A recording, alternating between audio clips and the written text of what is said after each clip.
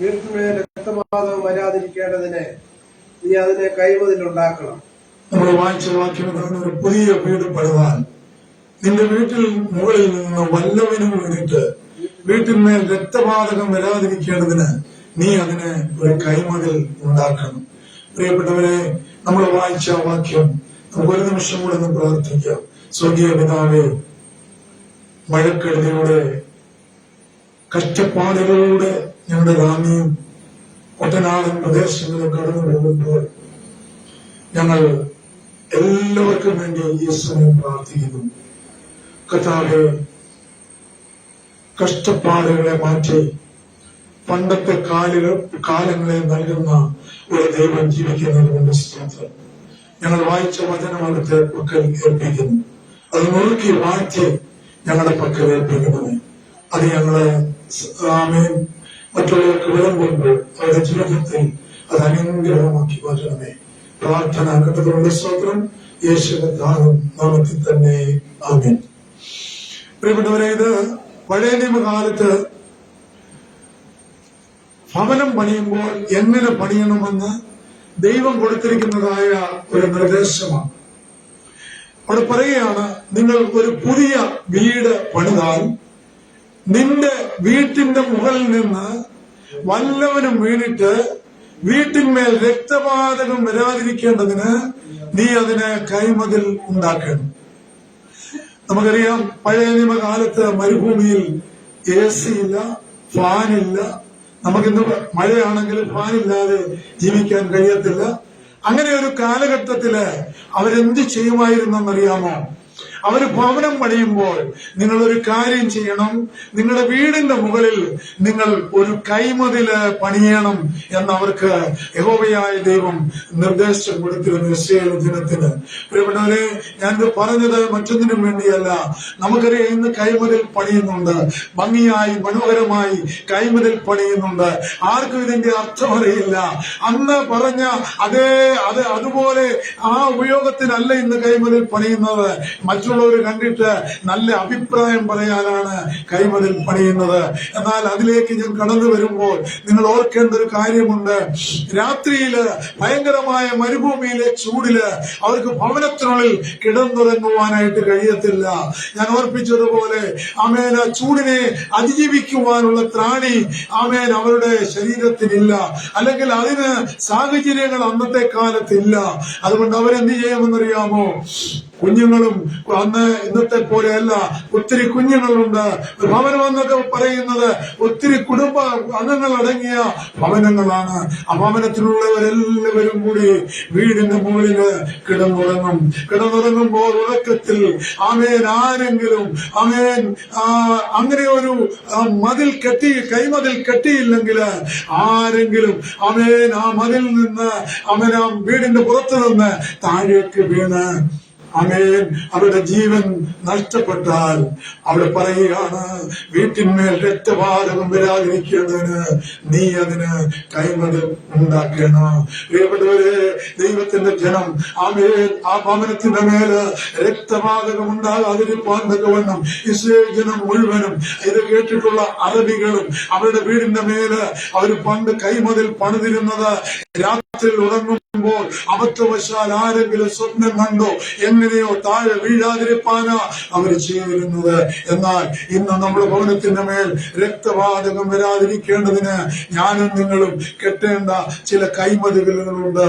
ആ കൈമതിലിനെ കുറിച്ച് പുതിയ വിശ്വാസിക്ക് ഒരറിവ് പകരുവാൻ തക്കവണ്ണം ചില വചനങ്ങളിലൂടെ ഞാൻ വാക്യങ്ങൾ പറയുവാനായിട്ട് കർത്താവിൽ ആഗ്രഹിക്കുകയാണ്.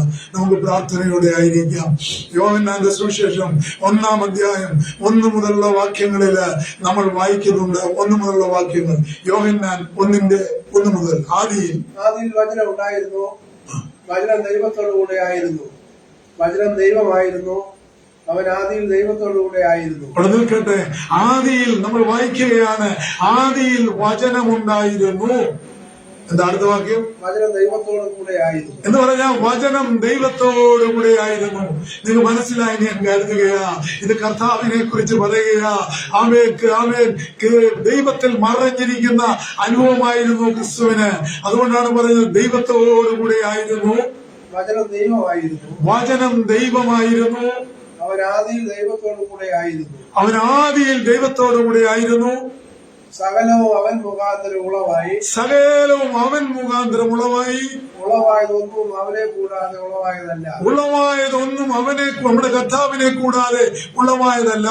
അവനിൽ ജീവൻ ഉണ്ടായിരുന്നു. അവനിൽ ജീവൻ ഉണ്ടായിരുന്നു. ജീവൻ മനുഷ്യരുടെ വെളിച്ചമായിരുന്നു. ആ ജീവൻ മനുഷ്യരുടെ വെളിച്ചമായി തീർന്നു. പ്രിയപ്പെട്ടവരെ, നിങ്ങൾ ഓർക്കണം, ആദിയിൽ പിതാവാം ദൈവം മാത്രമായിരിക്കുമ്പോൾ പുത്രനും പരിശുദ്ധരുമായും പിതാവിൽ സംക്ഷേപിച്ചിരുന്നു എന്ന് നമ്മൾ ഇവിടെ കാണുകയാണ്. എന്നാൽ ദൈവത്തിന് സ്തോത്രം. ആമേൻ.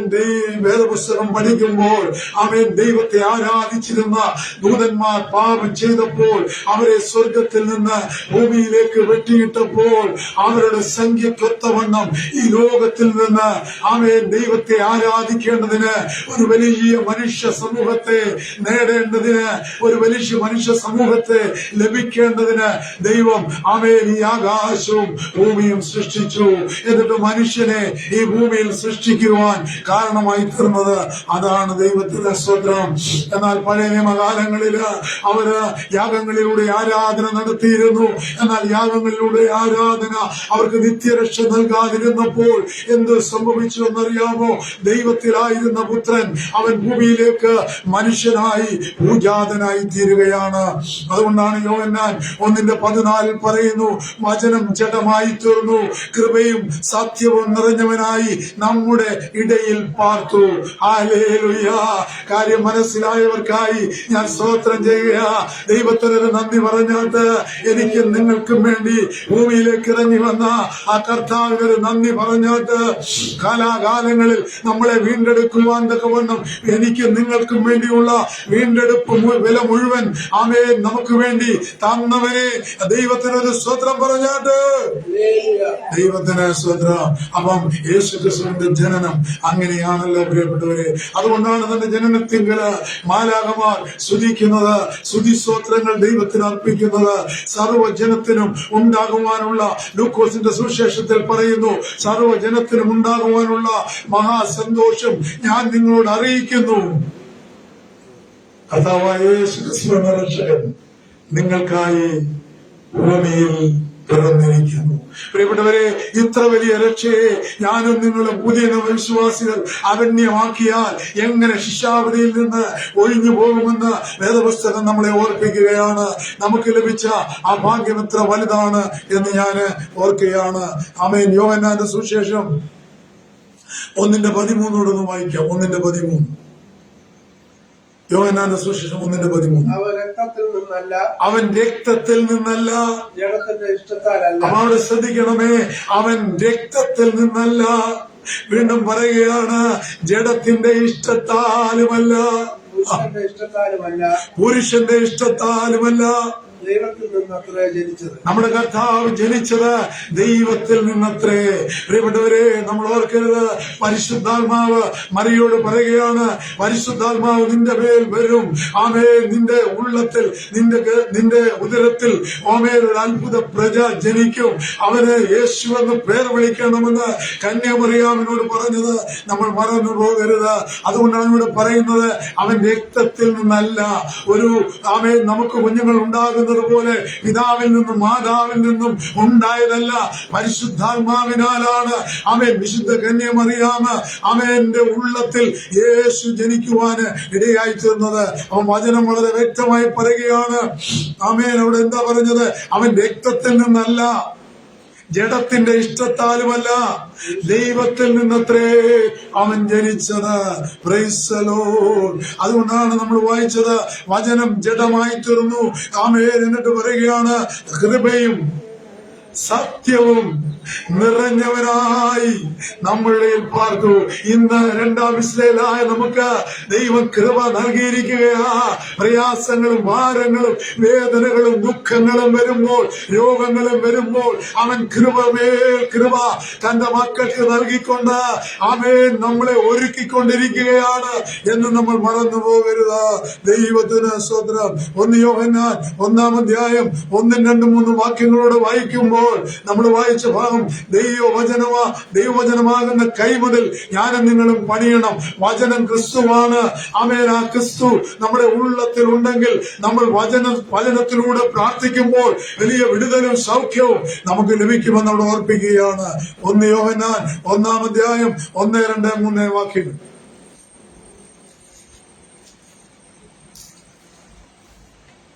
ആദ്യം മുതലുള്ളതും ഞങ്ങൾ കേട്ടതും സ്വന്തം കണ്ണുകൊണ്ട് കണ്ടതും ഞങ്ങൾ നോക്കിയതും ഞങ്ങളുടെ കൈ തൊട്ടതും ആയ ജീവന്റെ വചനം സംബന്ധിച്ച് ജീവൻ പ്രത്യക്ഷമായി ഞങ്ങൾ കണ്ട് സാക്ഷീകരിക്കുകയും പിതാവിനോട് കൂടെ ഇരുന്ന് ഞങ്ങൾക്ക് പ്രത്യക്ഷമായ നിത്യജീവനെ നിങ്ങളോട് അറിയിക്കുകയും ചെയ്യുന്നു. യോഹന്നാൻ, സ്നേഹത്തിന്റെ പ്രവാചകനായ യോഹന്നാൻ 3 ലേഖനങ്ങളാണ് എഴുതിയിട്ടുള്ളത്. 1 സുവിശേഷം, 2, 3 ലേഖനങ്ങൾ, 3-ാമത് വെളിപ്പാട്. പ്രിയപ്പെട്ടവരെ, അങ്ങനെ 3 പുസ്തകങ്ങൾ മാത്രം എഴുതപ്പെട്ടിട്ടുള്ള യോഹന്നാന് പറയുന്നത് നമ്മൾ വായിച്ചല്ലോ. ആദി മുതലുള്ളതും ആമേൻ ക്രിസ്തുവിലൂടെ ഞങ്ങൾ കേട്ടതും ഞങ്ങൾ നോക്കിയതും എന്ന് പറഞ്ഞാൽ നമുക്ക് ക്രിസ്തുവിനെ ആമേൻ വിശ്വാസത്താൽ കാണുവാൻ കഴിയുമ്പോൾ അവർ നേരിട്ട് കണ്ടവരാണ്. അവരുടെ സാക്ഷ്യം നമ്മൾ വിശ്വസിക്കേണ്ടതാകുന്നു എന്ന് വേദപുസ്തകം നമ്മളെ ഓർപ്പിക്കുകയാണ്. അവർ പറയുകയാണ്, ഞങ്ങൾ കൈ തൊട്ടതുമായ ജീവന്റെ വചനം ആമേൻ സംബന്ധിച്ച് ജീവൻ പ്രത്യക്ഷമായി ഞങ്ങൾ സാക്ഷീകരിക്കുകയാണ്. ഞങ്ങൾ കണ്ട് സാക്ഷീകരിക്കുക. പിതാവിനോട് കൂടെ ഇരുന്ന് ഞങ്ങൾക്ക് പ്രത്യക്ഷമായ നിത്യജീവനെ ഞങ്ങളോട് അറിയിക്കുകയും ചെയ്തു. പ്രിയപ്പെട്ടവരെ, അതാണ് ആമേൻ ശിഷ്യന്മാർ ലോകമൊക്കെയും സഞ്ചരിച്ച് ആമേൻ പ്രതികൂലത്തിന്റെ മധ്യേ ആമേൻ ഇന്നത്തെ പോലെ സൗകര്യങ്ങളില്ലാതിരുന്നപ്പോൾ സകല ഭൂവാസികളോടും ഈ സുവിശേഷം അറിയിക്കുവാൻ തന്റെ ശിഷ്യന്മാർ ആമേൻ പ്രയത്നിച്ചത് എന്ന് നമ്മൾ മറന്നു പോകരുത്. അങ്ങനെയാണെങ്കിൽ ഈ വചനത്തിന് വലിയ പ്രത്യേകതയുണ്ട്. ഞാനും നിങ്ങളും വചനം കൊണ്ട് നമ്മുടെ ഭവനത്തിന്റെ മേൽ കൈമുതൽ പണിയുന്നവരാണെങ്കിൽ ഒരിക്കലും ദൈവത്തിന് സ്തോത്രം നമ്മുടെ ഭവനത്തിന്റെ മേല് ആമേൻ ദൈവത്തിന് സ്തോത്രം പൈശാചികന് കടന്നു വരുവാൻ കഴിയുകയില്ല.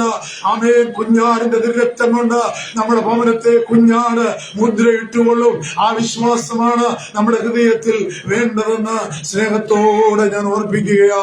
ദൈവത്തിന് സ്തോത്രം. അതാ ഈ വചനത്തെ കുറിച്ച് വീണ്ടും യെശയ്യാ പ്രവാചകന്റെ പുസ്തകത്തില് നമ്മൾ കാണുന്നുണ്ട്. 55-ാം അധ്യായത്തില് 11-ാം വാക്യത്തിൽ നമ്മൾ കാണുകയാണ് ഈ വചനത്തിന്റെ പ്രത്യേകത എന്താണ്. ഒരു വിശ്വാസി അത് ഉരുവിടുമ്പോൾ അത് അത്ഭുത വിടുതലായി തീരുമെന്ന് അവിടെ കാണുകയാണ്. അവിടെ പറയുന്നു, എന്റെ വായിൽ നിന്ന് വരുന്നത് എന്റെ വചനമാകുന്നു, അത് എന്റെ അടുക്കലേക്ക് ആമേൻ മടങ്ങി വരാതെ ഞാൻ അയച്ച കാര്യം സാധിപ്പിക്കുകയും ചെയ്യും. അങ്ങനല്ലേ വായിച്ച 55-ന്റെ 11. എന്റെ വായിൽ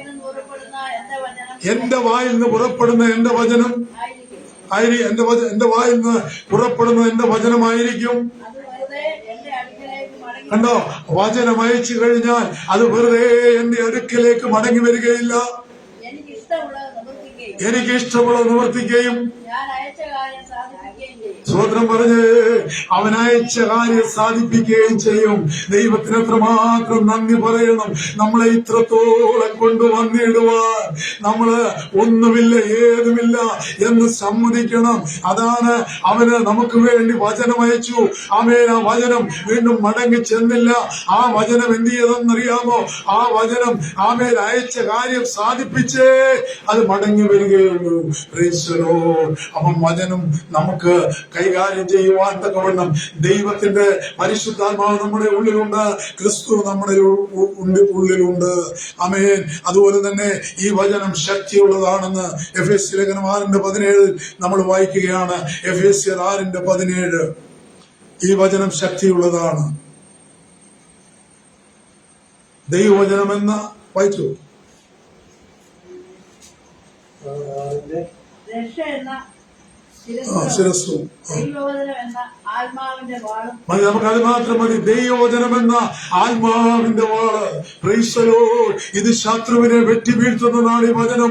വചനം അയക്കപ്പെടുമ്പോൾ, ആത്മാവിനാൽ വചനം അയക്കപ്പെടുമ്പോൾ അത് വെറുതെ മടങ്ങി വരികയില്ല, അയച്ച കാര്യം സാധിപ്പിക്കുമെന്ന് വിശുദ്ധ വേദപുസ്തകം നമ്മളെ ഓർപ്പിക്കുക. രോഗത്തിലോ ഭാരത്തിലോ ആയിരിക്കുന്ന ആളുകൾ 107 സങ്കീർത്തനം 20 വാക്യം ഒന്ന് ഉരുവിട്ട് ഒന്ന് പ്രാർത്ഥിച്ചേ. ആ വചനം പുറപ്പെടുമ്പോൾ ഒരിക്കലും ദൈവത്തിന് സ്തോത്രം അത് സൗഖ്യമാക്കാതെ നമ്മളിൽ നിന്ന് അകന്നു പോകുന്ന വചനമല്ല. 107 സങ്കീർത്തനം 20 വാക്യം, അവൻ തന്റെ വചനത്തെ അയച്ച് അവരെ സൗഖ്യമാക്കി. അങ്ങനല്ലേ? അതെ, അവൻ തന്റെ വചനത്തെ അയച്ച് അവരെ സൗഖ്യമാക്കും. പ്രിയപ്പെട്ടവരെ, ഇന്ന് പകൽക്കാലം ഭാരപ്പെടുന്ന ഒരു ദൈവവൈതല് ആമേൻ എന്നെ കേൾക്കുന്നുവെങ്കിൽ ഓർത്തോണം, ദൈവത്തിന്റെ വചനം നീ പ്രാർത്ഥിച്ചാൽ, ഈ വചനം അയച്ചാൽ, കർത്താവേ ഇന്ന രോഗത്താൽ ഞാൻ ഭാരപ്പെടുന്നു, നീ ഒന്ന് വചനം അയക്കണമേ, ഞാൻ പ്രാർത്ഥിക്കുകയാണ്, എനിക്കൊരു വിടുതൽ നൽകണമേ എന്ന് പറഞ്ഞാൽ വചനം അയച്ച് സൗഖ്യമാക്കുന്ന വചനമാണ്. അങ്ങനെയാണെങ്കിൽ ദൈവവചനമാകുന്ന കൈമതിൽ ഓരോ വിശ്വാസിയുടെയും ഭവനത്തിന്റെ മേൽ ഉണ്ടായിരിക്കണമെന്ന് നമ്മളെ ഓർപ്പിക്കുകയാണ്. പ്രിയപ്പെട്ടവരെ, ഈ വചനം ആദ്യം ഉപയോഗിച്ചത് ആരാണെന്നറിയാമോ? ഈ വചനം ആദ്യം ഉപയോഗിച്ചത് പുതിയ നിയമത്തിലേക്ക് വരുമ്പോ നമ്മുടെ കർത്താവാണ് ഈ വചനം ഉപയോഗിച്ചത്. വിശുദ്ധ മത്തായിയുടെ സുവിശേഷം 4-ാം അധ്യായം 1 മുതലുള്ള വാക്യങ്ങളില് നമുക്ക് കാണുവാനായിട്ട് കഴിയും. അതിനുശേഷം പിശാചിന് എന്ന് പറഞ്ഞ സ്നാനശേഷം, കർത്താവിന്റെ സ്നാന ശുശ്രൂഷയ്ക്ക് ശേഷം, മാമോദിസായ്ക്ക് ശേഷം എന്ന പിശാചിനാൽ പരീക്ഷിക്കപ്പെടുന്നതിന് അവൻ മരുഭൂമിയിലേക്ക് നയിക്കപ്പെട്ടു. പ്രിയപ്പെട്ടവരെ, അങ്ങനെ അവിടെ എഴുതിയിരിക്കുന്നത് അവൻ 40 രാവും 40 പകലും ഉപവസിച്ചു. Praise the Lord. അപ്പൊ ഈ 40 രാവും 40 പകലും ഉപവസിക്കുവാൻ കർത്താവിന് കഴിഞ്ഞത് ദൈവത്തിന്റെ കൃപ കർത്താവിന്റെ മേലുണ്ടായിരുന്നു. അവനും മനുഷ്യനായി ആമേനാണ് ഉപവസിച്ചത്. ഒരേ സമയം മനുഷ്യരും ഒരേ സമയം ദൈവവുമായിരുന്ന നമ്മുടെ കർത്താവ് 40 രാവും 40 പകലും ഉപവസിച്ചു. നോക്കിയോണേ, പരീക്ഷയെ ജയിച്ചവനാണ് നമ്മുടെ കർത്താവ്. അങ്ങനെയാണെങ്കിൽ നമ്മൾ പരീക്ഷയെ ജയിക്കുന്നവരായി തീരണമെന്ന് ഓർപ്പിക്കുകയാണ്. അപ്പൊ പരീക്ഷകൻ അവന്റെ അടുക്കൽ കടന്നു വരികയാണ്. എന്താ കടന്നു വരാൻ കാര്യമെന്നറിയാമോ? പിശാചിന് സകലതും അറിയാം. അവനറിയാം 40 രാവും 40 പകലും എന്റെ കർത്താവ് ദൈവത്തിന് സ്തോത്രം ഉപവസിച്ചപ്പോൾ അവന് വിശക്കുമെന്നറിയാം. Praise the Lord. അപ്പൊ അവന് വിശന്നപ്പോൾ അവൻ 4-ലേക്ക് വരുമ്പോ, അവൻ അതിന്റെ 3-ലേക്ക് വരുമ്പോ, അപ്പോൾ പരീക്ഷകൻ അടുത്തു വന്ന് പറഞ്ഞു, നീ ദൈവപുത്രനെങ്കിൽ ഈ കല്ല് അപ്പമായി തീരുവാൻ കൽപ്പിക്ക എന്ന് പറഞ്ഞു. അങ്ങനെയല്ലേ? പരീക്ഷകൻ അടുത്ത് വന്നിട്ട് പറയുക, എന്താ ഇപ്പൊ കർത്താവിന് ആവശ്യം? വിശപ്പകറ്റുക. എന്നിട്ട് പറയുക, ആ കർത്താവിനെ പരീക്ഷിക്കുകയാണ്. ആമേൻ, നിനക്ക് വിശക്കുന്നുണ്ടെങ്കിൽ, നീ ദൈവപുത്രനാണെങ്കിൽ ഈ കല്ല് അപ്പമായി തീരുവാൻ കൽപ്പിക്ക എന്ന് പറഞ്ഞു. പ്രൈസ് ദി ലോർഡ്, ഹല്ലേലൂയ, ആമേൻ. ഉടനെ യേശു പറഞ്ഞു, എന്താ പറഞ്ഞത്? 4-ന്റെ അവൻ മറുപടി പറഞ്ഞു, മനുഷ്യനാപ്പം കൊണ്ട് മാത്രമല്ല ദൈവത്തിന്റെ വായിൽ കൂടി വരുന്ന സകല വചനം കൊണ്ട് ജീവിക്കുന്നു. കണ്ടോ, സകല വചനം കൊണ്ട് ജീവിക്കുന്നു. അപ്പൊ നമ്മൾ ജീവിക്കുന്നത് ദൈവത്തിന്റെ വായിൽ നിന്ന് വരുന്ന സകല വചനങ്ങളുമാ. ഈ 66 പുസ്തകങ്ങൾ അടങ്ങിയ ഈ വിശുദ്ധ വേദപുസ്തകത്തില് ആ മുഴുവൻ വചനങ്ങളും അടങ്ങിയിട്ടുണ്ട്. ആമേൻ. ആ വചനം കൊണ്ട് നമുക്ക് ജീവിക്കാൻ കഴിയും. നീ ഇന്ന് ഭാരത്തിലായിരിക്കാം. നീ പാർക്കുന്ന സ്ഥലത്ത് ഒരുപക്ഷെ ഒരു നേരത്തെ ആഹാരം നിനക്ക് കിട്ടിയില്ലെന്ന് വന്നേക്കാം. എന്നാൽ നീ ഭാരപ്പെടേണ്ട ആവശ്യമില്ല. നിന്റെ അരികെ ദൈവവചനമുണ്ട്. നിന്റെ ദൈവത്തോട് നീ ഒന്ന് പ്രാർത്ഥിച്ചാൽ മതി. നിന്റെ വിശപ്പ് അകറ്റുന്ന ദൈവം, നിന്നെ മാനിക്കുന്ന ദൈവം നിന്നോടുകൂടെ ഉണ്ടെന്ന് നീ മറന്നു പോകരുത്. അതുകൊണ്ട് ഞാൻ ഓർക്കുകയാണ്, ദൈവത്തിന് സ്തോത്രം, ക്യാമ്പുകളിൽ കഴിയുന്നവര് പരാതി പറയുന്നത് ശരിയല്ല എന്നാണ് എന്റെ വിശ്വാസം. കാരണം ജീവൻ രക്ഷപ്പെട്ടല്ലോ. അതുകൊണ്ട് ഒരു നേരം ഒന്ന് ഭക്ഷണം കിട്ടിയില്ലെങ്കിലും ഭാരപ്പെടേണ്ട കാര്യമില്ല. എല്ലാ കാര്യങ്ങളും എല്ലായിടത്തും ഒരുപോലെ ശരിയാക്കേണ്ടതുള്ളത് കൊണ്ട് ഇച്ചിരി ബുദ്ധിമുട്ടുണ്ടാകും. അതിന് ഞാനും നിങ്ങളും ഭാരപ്പെടേണ്ട ആവശ്യമില്ല എന്ന് വചനം നമ്മളെ ഓർപ്പിക്കുക. നീ നിന്റെ ദൈവത്തോട് പ്രാർത്ഥിക്കുക. ദൈവം നിനക്ക് വേണ്ടി അത്ഭുതങ്ങളെ ആ ക്യാമ്പിൽ ചെയ്യുമെന്ന് ഇവിടെ ഓർപ്പിക്കുകയാണ്. ദൈവത്തിന് സ്വതന്ത്രം. വീണ്ടും നമ്മള് കാണുകയാണ്, സാത്താൻ പരാജയപ്പെടുകയാണ്. യേശു പറഞ്ഞു, അപ്പം കൊണ്ട് മാത്രമല്ല, ദൈവത്തിന്റെ നാവിൽ നിന്ന് പുറപ്പെടുന്ന വചനം കൊണ്ടുമാണ് മനുഷ്യൻ ജീവിക്കുന്നത്. പ്രിയപ്പെട്ടവരെ, ആമേൻ. അങ്ങനെ ദൈവവചനം കൊണ്ട് അവനെ പരാജയപ്പെടുത്തുകയാണ്. ശരീരത്തിന്റെ വിശപ്പിനേക്കാൾ ദൈവത്തിന് ഇഷ്ടം അവൻ വചനത്തെ അനുസരിച്ച് ജീവിക്കുന്ന ആളുകളെയാണ്. ആമേൻ. ദൈവത്തിന് സ്വതന്ത്രം. ആഹാരത്തെക്കാൾ അവന് സന്തോഷമുള്ളത് ദൈവവചനം ഭക്ഷിച്ച് ജീവിക്കുന്നവരെ കുറിച്ച്. ദൈവത്തിന് സ്വതന്ത്രം. ഒരു പ്രവാചകൻ ഒരിക്കൽ പറഞ്ഞു, ഞാൻ വചനം ഭക്ഷിച്ചു, അതെന്റെ വായിൽ തേൻ പോലെ മധുരിക്കുന്നെന്ന് പറയുവാനിടയായി തീർന്നു. ഈ വചനം നമുക്ക് ഭാരങ്ങള്, പ്രയാസങ്ങള്, വേദനകള് വരുമ്പോൾ അത് മധുരിക്കുന്നത് ആ അനുഭവമായി തീരുമെന്ന് വചനം നമ്മളെ പഠിപ്പിക്കുകയാണ്. രണ്ടാമത് ഇവനെ എന്ത് ചെയ്തു? യേശുവിനെ എന്ത് ചെയ്തു? ഒരു ദേവാലയത്തിന്റെ മുകളിൽ അതിന്റെ അഗ്രത്തിൽ നിർത്തി, അല്ലെ? എന്നിട്ട് പറയുകയാണ്, മത്തായി 4:6 പറയുകയാണ്, നീ താഴേക്ക് ചാടുക. എന്ത് ചെയ്യുമെന്നറിയാമോ? വചനം ഉപയോഗിച്ചാണ് പറയുന്നത്. 91 സങ്കീർത്തനം 11, 12 വാക്യങ്ങള് പിശാചിന് നമ്മളെക്കാൾ നല്ലവണ്ണം അറിയാം. അവൻ വചനമാണ് ഉപയോഗിക്കുന്നത്. അവൻ നമ്മുടെ അടുക്കൽ പിശാച് കടന്നു വരുന്നത് അവന് വചനം അറിയാം. പ്രിയപ്പെട്ടവരെ, അതുകൊണ്ട് പിശാചിനെ തിരിച്ചറിയുവാനുള്ള ആമേൻ പരിശുദ്ധാത്മാവിനുള്ള കൃപ ദൈവജനത്തിന് ദൈവം നൽകുമെന്നുള്ളതാണ്. എന്താ? അവനെ ഉയർന്നു ഒരു പറയുകയാണ്, ദേവാലയത്തിന്റെ അഗ്രത്തിൽ കൊണ്ടു നിർത്തി. എന്നിട്ട് പറയുക, ഒന്ന് വായിച്ചേ, 9:11.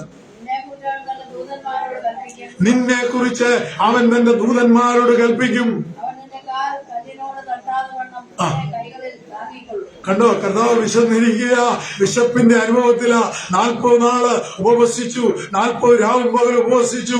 പൈശാചികൻ അവനോട് ആദ്യം അപ്പം ഈ കല്ലപ്പമാക്കി തീർക്കുവാൻ പറഞ്ഞു. അവൻ പറഞ്ഞു, അപ്പം കൊണ്ട് മാത്രമല്ല, ദൈവത്തിന്റെ വായിൽ നിന്ന് വരുന്ന വചനം കൊണ്ട് ഞാൻ ജീവിക്കുന്നു എന്ന് പറയുവാനിടയായി തീർന്നു. രണ്ടാമത് ദേവാലയത്തിന്റെ അഗ്രത്തിൽ നിർത്തിയപ്പോൾ ദൈവത്തിന്റെ വചനം തന്നെ അവൻ ഉപയോഗിക്കുകയാണ്. നിന്റെ കാല് കല്ലിൽ തട്ടിപ്പോകാതിരിക്കേണ്ടതിന് നിന്നെ ദൈവം നിന്റെ കൈകളിൽ വഹിച്ചുകൊള്ളുമെന്ന്. പ്രിയപ്പെട്ടവരെ, ഉടനെ ദൈവം എന്താ മറുപടി പറഞ്ഞത്? എടുത്തൊക്കെ വായിച്ച്. കണ്ടോ? നിന്റെ ദൈവമായ കർത്താവിനെ പരീക്ഷിക്കരുത് എന്നും കൂടെ എഴുതിയിട്ടുണ്ടല്ലോ. അപ്പൊ യേശുക്രിസ്തു എങ്ങനെയാണ് ഈ പരീക്ഷണത്തെ ജയിച്ചത്? വചനം കൊണ്ട് എന്റെ യേശു കർത്താവ് ജയിക്കുവാനിടയായി. രണ്ടാമത്തെ പരീക്ഷകളിൽ കർത്താവ് ജയിക്കുവാനായിട്ടിടയായി. ദൈവത്തിന് സ്തോത്രം. അപ്പൊ അത് കഴിഞ്ഞ് മൂന്നാമത് നമുക്കറിയാം, കർത്താവിനെ ഉയർന്നു ഒരു മലയിൽ അവൻ കൊണ്ടുചെന്നെത്തിച്ചു. എന്നിട്ട് ഈ ലോകത്തിലെ ഈ സകല ലോകങ്ങളെയും കാണിച്ചു കൊടുത്തിട്ട് പറഞ്ഞു, നീ എന്നെ വീണ് നമസ്കരിച്ചാൽ ഇതൊക്കെ നിനക്ക് തരാം. ഇന്ന് പിശാചിന്റെ അധീനതയിലാണ് ഈ ലോകം. അവന് നമ്മളിവിടെ കുറച്ചു പേര് നിന്ന് പ്രാർത്ഥിച്ച് ഇറങ്ങി ചെല്ലുമ്പോൾ നോട്ടം നമ്മൾ വീട്ടിൽ ചെല്ലുമ്പോൾ എന്ത് പ്രശ്നം ഉണ്ടാക്കാമെന്ന് അവൻ നമ്മളെ നോക്കിക്കൊണ്ടിരിക്കുകയാ. അപ്പൊ നമ്മൾ എന്ത് ചെയ്യണം? ആത്മാവിന്റെ കൃപ ലഭിച്ച് ദൈവശക്തിയോടെ ഭവനത്തിലേക്ക് പോകുമ്പോൾ അതിനെ അതിജീവിപ്പാനുള്ള കൃപ ദൈവം നമുക്ക് തരും. എന്നിട്ട് പറയുകയാണ്, അവനോട് പറയുകയാണ്, എന്താ പറഞ്ഞത്? നീ ഇത് മുഴുവനും കാണിച്ചു കൊടുത്തിട്ട് പറയും, ഇതെല്ലാം എനിക്ക് നൽകിയിരിക്കുന്നതാ. കാരണം എന്താണെന്നറിയാമോ? അവനെ സ്വർഗത്തിൽ നിന്ന് ഭൂമിയിലേക്ക് വെട്ടിയിട്ടപ്പോൾ ഭൂമി അവൻ അവകാശമായി ദൈവം കൊടുത്തതാ. എന്നാൽ ഇപ്പോൾ അത് മനുഷ്യർക്കുള്ളതാണ്, അത് മനുഷ്യർക്ക് വേണ്ടിയുള്ളതാണ് എന്ന് ദൈവം പറയുകയാണ്. എന്നിട്ട് എന്ത് പറഞ്ഞു? രണ്ട് കാര്യങ്ങളാണ് പറയുന്നത്. നിന്റെ ദൈവമായ കർത്താവിനെ നമസ്കരിച്ച് അവനെ മാത്രമേ ആരാധിക്കാവൂ.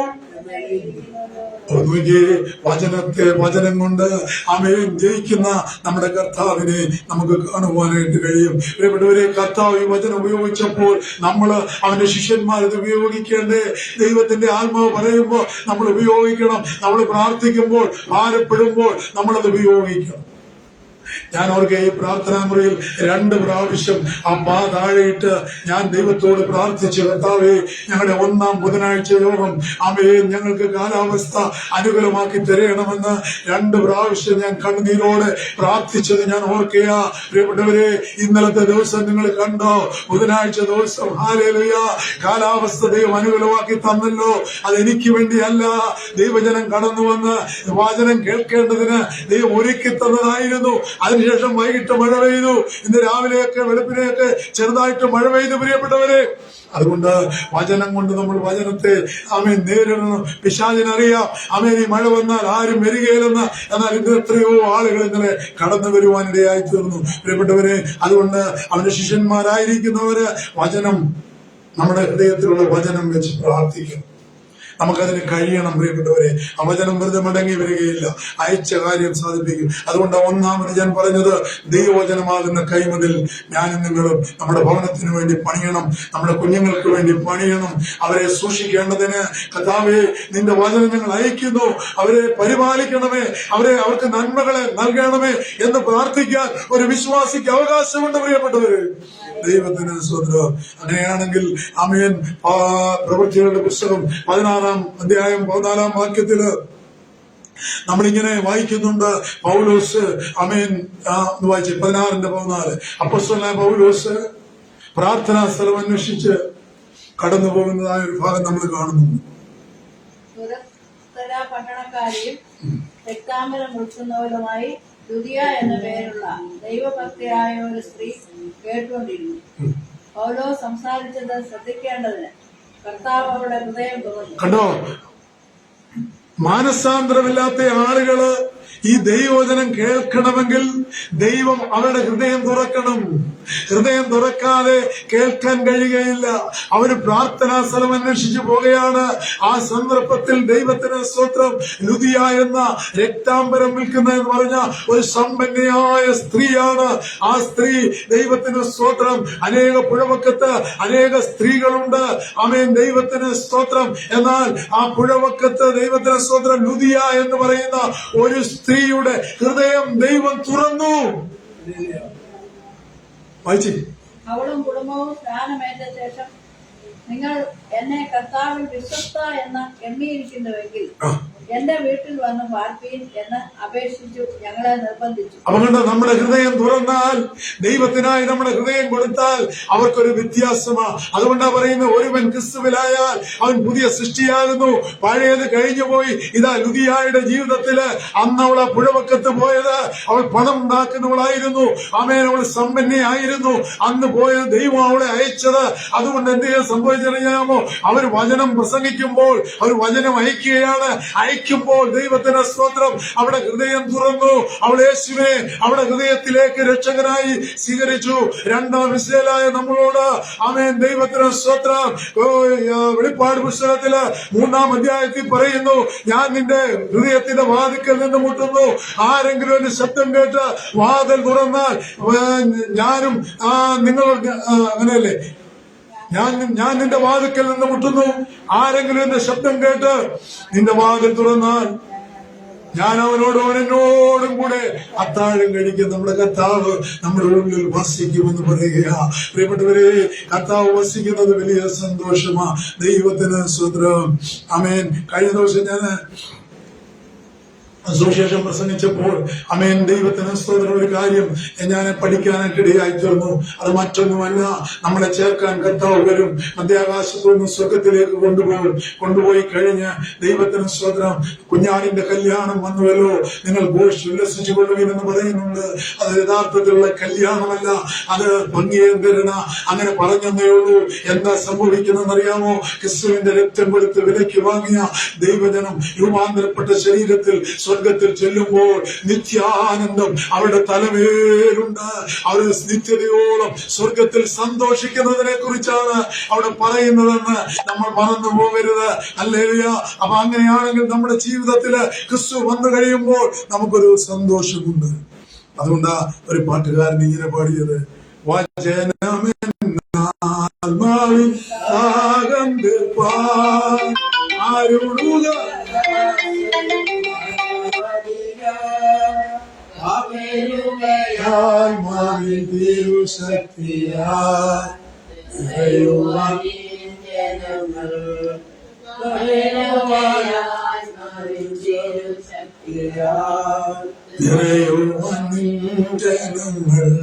കേൾക്കണേ എൻ പ്രാർത്ഥന, നൽകണേ യാചന, കേൾക്കണേ എൻ പ്രാർത്ഥന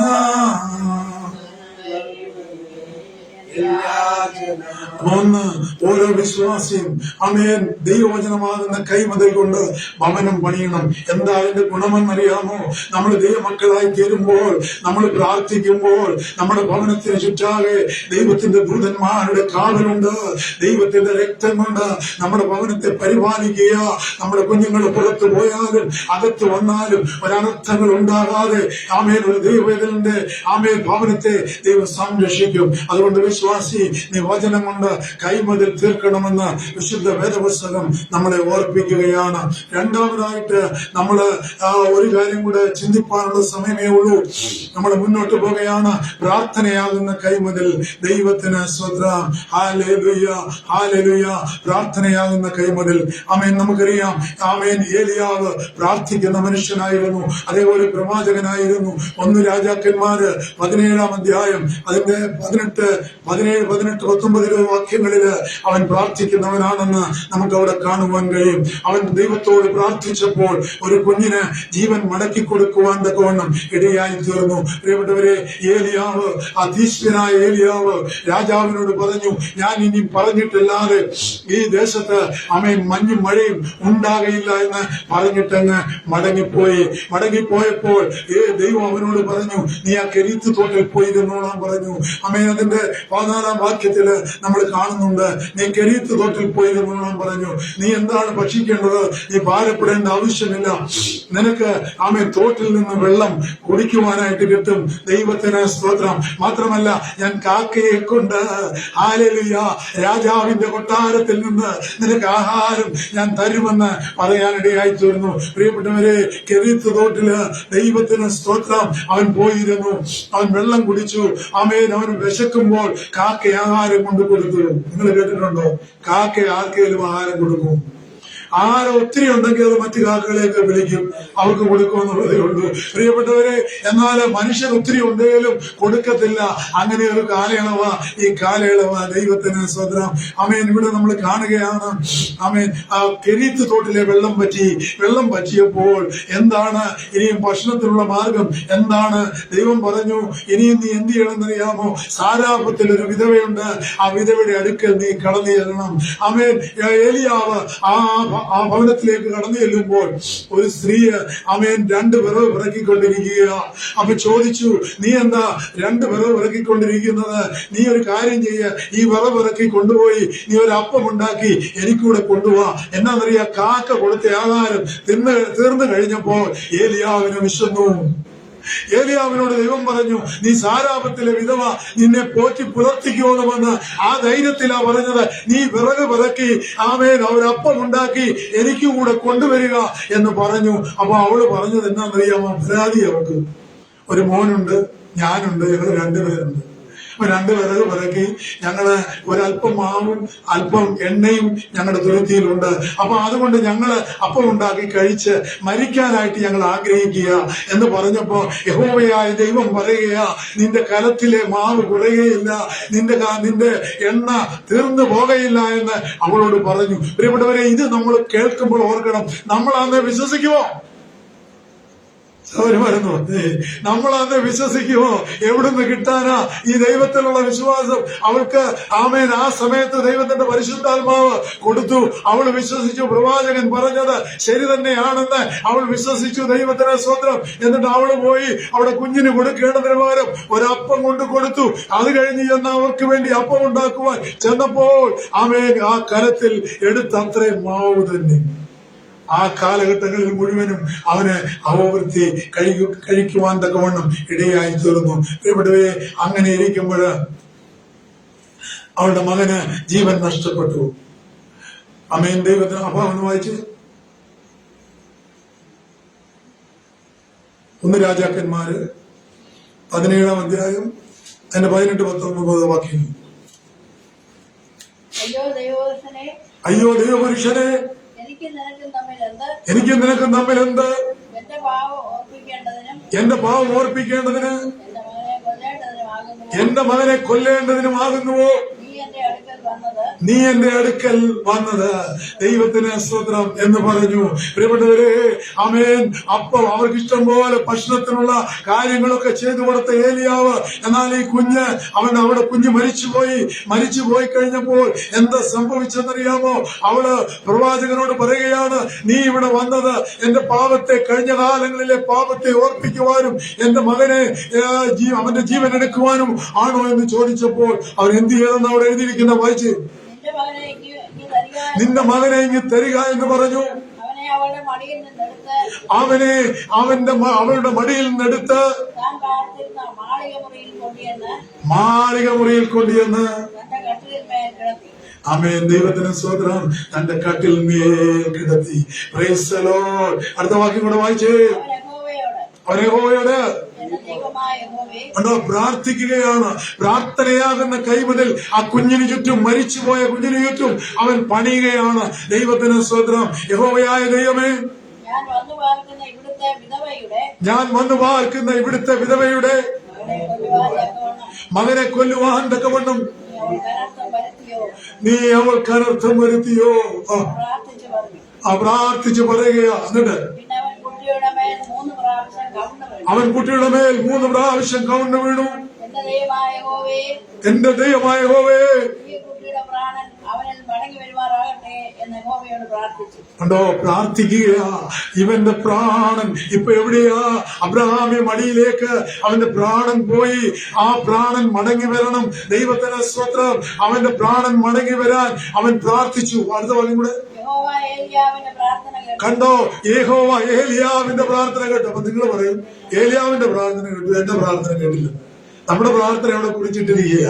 ഒരു സ്വതന്ത്രം പറഞ്ഞേ, ഹല്ലേലൂയ.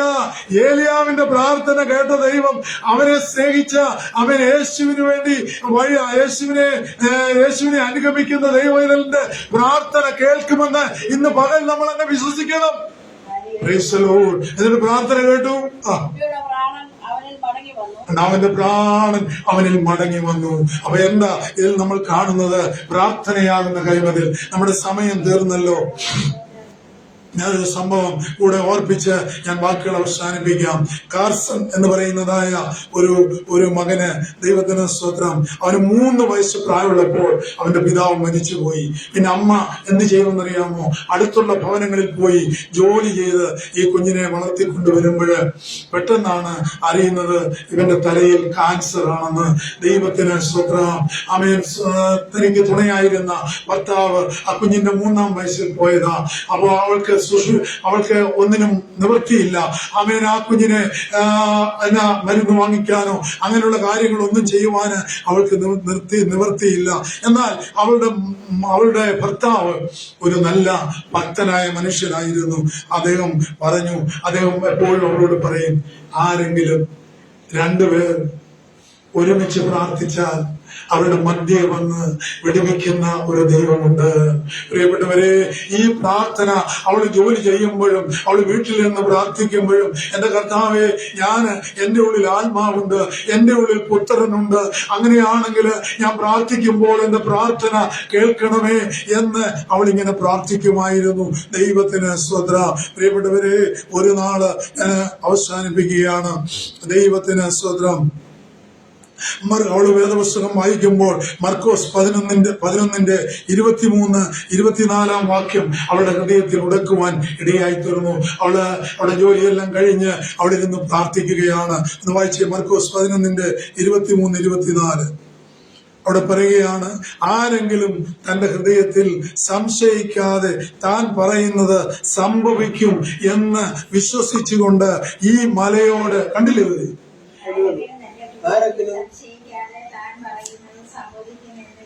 വിശ്വസിച്ചുകൊണ്ട് ഈ മലയോട്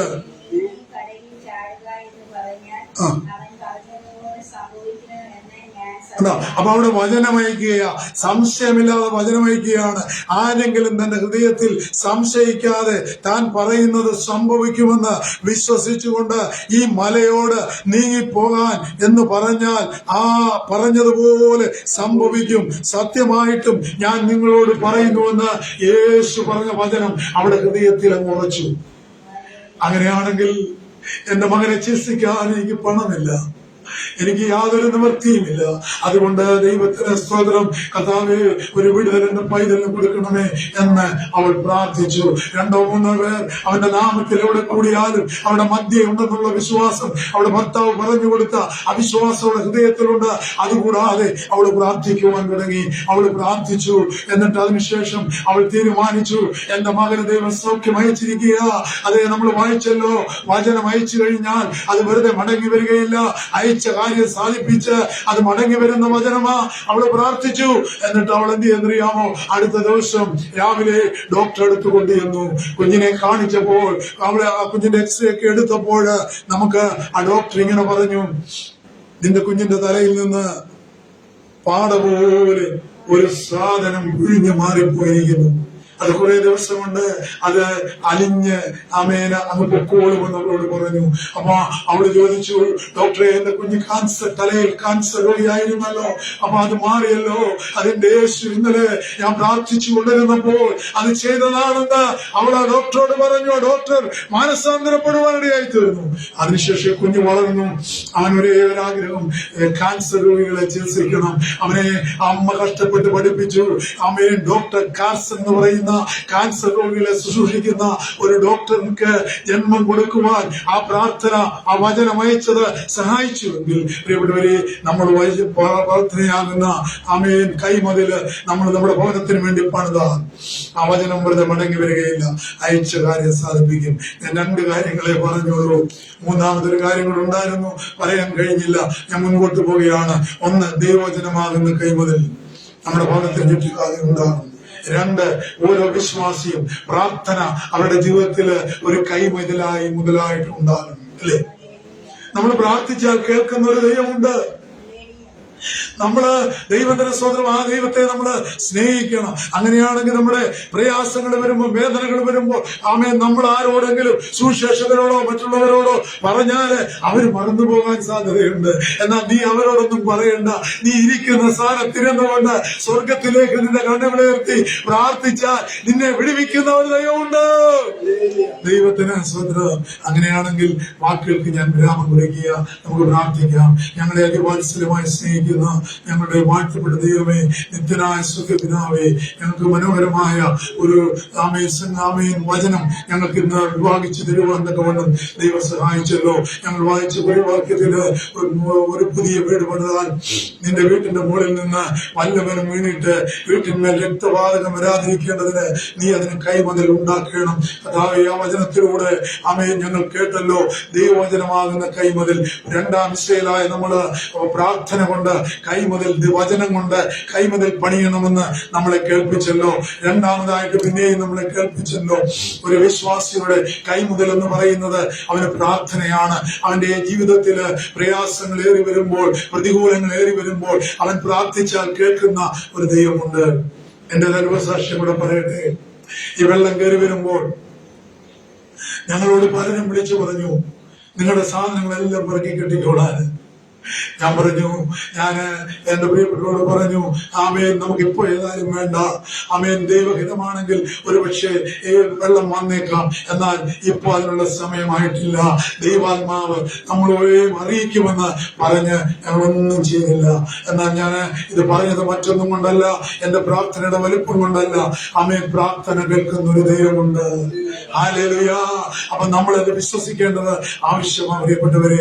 അങ്ങനെ വിശ്വസിക്കുവാൻ നമുക്ക് ദൈവം ഭാഗ്യം തരട്ടെ എന്ന് ഞാൻ പ്രാർത്ഥിക്കുന്നു. പ്രാർത്ഥന കേട്ടതുകൊണ്ട് സ്വന്തം യേശു കർത്താവിൻ നാമത്തിൽ താഴ്മയായി വിനയമായി ചോദിക്കുന്നു, കൃപയുണ്ടായി കേൾക്കുമാറാകണമേ. ആമേൻ. സ്വർഗ്ഗസ്ഥനായ ഞങ്ങളുടെ പിതാവേ, പോലെ ഭൂമിയിൽ ആകണമേ. ഞങ്ങൾക്ക് ആവശ്യം ഞങ്ങളുടെ ശ്രമിച്ചതുപോലെ പരീക്ഷയിലേക്ക് ഞങ്ങളെ പ്രവേശിപ്പിക്കരുത്. എന്തുകൊണ്ടെന്നാൽ രാജ്യവും ശക്തിയും മഹത്വവും പിതാവായ ദൈവത്തിന്റെ സ്നേഹം, ഏകജാതനായ പുത്രന്റെ കൃപ, ആശ്വസിപ്പിച്ചു പറയുന്ന പരിശുദ്ധരുടെ സംബന്ധം, സഹവാസം, കൂട്ടായ്മ വീണ്ടും ഞങ്ങൾ കൂടി വരുമ്പോഴേയും ഞങ്ങളുടെ ദേശത്തോടും ഞങ്ങളുടെ കേരളത്തോടും എല്ലാ ലോകരാഷ്ട്രങ്ങളോടും കൂടെ ഇന്നും നാളും ഉണ്ടാകുമാറാകണമേ.